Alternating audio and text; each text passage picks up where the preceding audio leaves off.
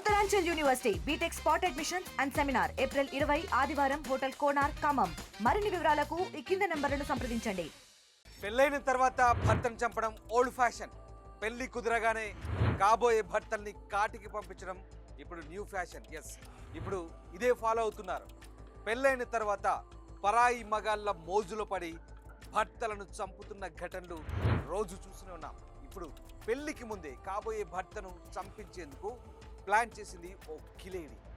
2 రోజుల క్రితం తనను పెళ్లి చేసుకోవడం లేదని ప్రియుడి బొక్కలు విరగ్గొట్టిన ఘటన హర్యానాలోని ఫరీదాబాద్లో చోటు చేసుకుంది.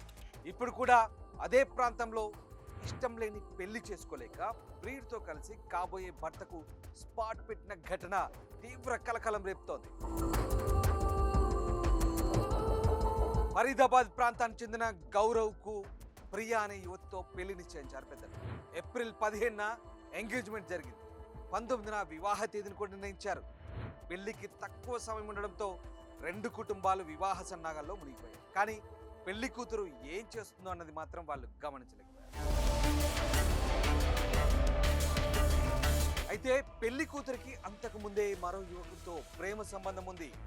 తిగౌ గ్రామానికి చెందిన సౌరవ్ నగర్ ప్రియా కొంతకాలంగా ప్రేమించుకుంటున్నారు. అయితే పెద్దలు ప్రియకు మరొకరితో పెళ్లి ఫిక్స్ చేయడాన్ని ఆ జంట తట్టుకోలేకపోయింది. దీంతో కాబోయే భర్తను లేపేయాలంటూ ప్రియుడికి డీటెయిల్స్ పంపించింది ఆ పెళ్లి కూతురు.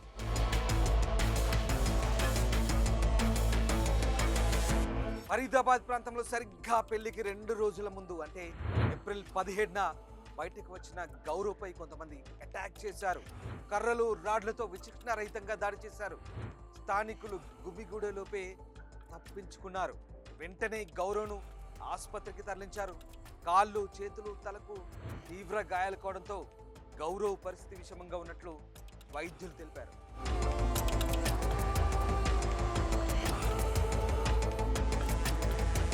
గౌరవ్పై పెళ్లి కూతురు ఆమె ప్రియుడే దాడి చేశారంటూ తెలుసుకున్న అబ్బాయి కుటుంబ సభ్యులు పోలీసులకు ఫిర్యాదు చేశారు.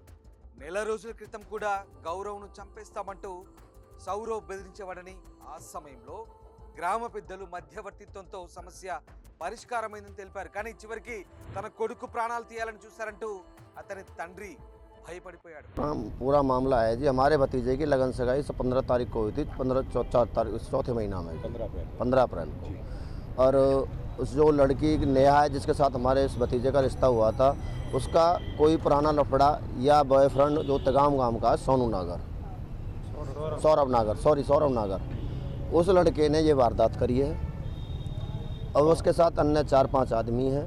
और हमारे जो बेटे का जो फोटो है हमारे वो नेहा ने दिया है उसको अपने व्हाट्सएप. బాధితుల ఫిర్యాదు మేరకు సౌరవ్ నగర్, అతని స్నేహితుడు సోను, మరో 3 వ్యక్తులపై కేసులు నమోదు చేసినట్లుగా పోలీసులు చెప్తున్నారు. ప్రస్తుతం పెళ్లి కూతురు, ఆమె ప్రియుడు పరారీలో ఉన్నారని, నిందితుల కోసం ప్రత్యేక బృందాలను రంగంలోకి దింపినట్లు తెలిపారు.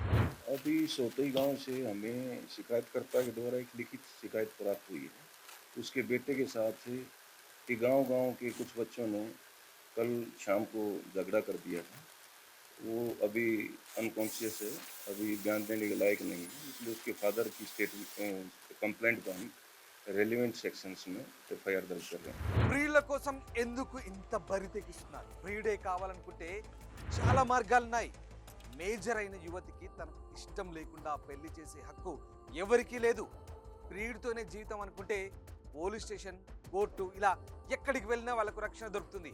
ఇవన్నీ వదిలేసి తల్లిదండ్రులకు భయపడి ఓ అమాయకుడిని పెళ్లి చేసుకొని ఆ తర్వాత అతని ప్రాణాన్ని తీసుకున్నారు. పిల్లల ప్రేమను అర్థం చేసుకోకుండా తల్లిదండ్రులు కూడా బలవంతంగా చేస్తున్న పెళ్లిలే భర్తల పాలిట శాపాలుగా మారుతున్నాయి. ఇది ఎంతవరకు కరెక్ట్?